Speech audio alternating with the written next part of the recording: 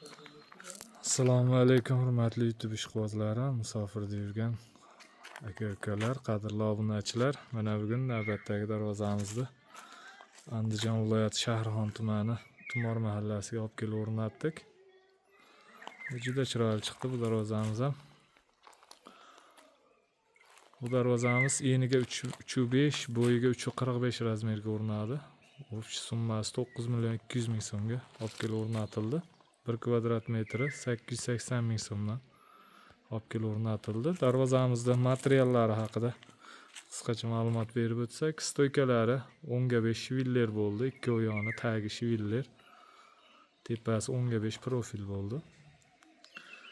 Ichidagi profillari 6/4, 1,5lik stenada, listlari 2lik listda bo'ldi. Juda chiroyli baquvvat darvoza bo'ldi. Zamoklar har doim o'rnatiladigan zubur zamok. Shu 5 takarlikli zubur zamokdan. Tepalari rishotka bo'ldi. O'sha sitka qilib, ichkari sal yorug' tushadigan qilib qo'yildi. Ichidagi mana 2/3 aspaklari ham, arqon aspaklari ham polni qalin stenada bo'ldi. Kraskasiga kelsak, kraskalari mokr asfalt, o'sha devo kraska bo'ldi. Kraskalari xudo xohlasa kraskalarga garantiya. Orqa holatlarini ko'rsatib o'tsak, orqa holatlari, orqalari ham tekis, plotniy bo'lib juda chiroyli holda o'rnadi.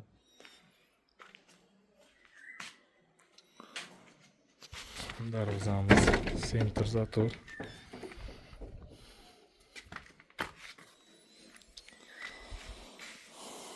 Mana ko'rishlari mumkin. To'shni urvenda bo'lib, xohlagan joylarga to'xtaveradi darvozamiz.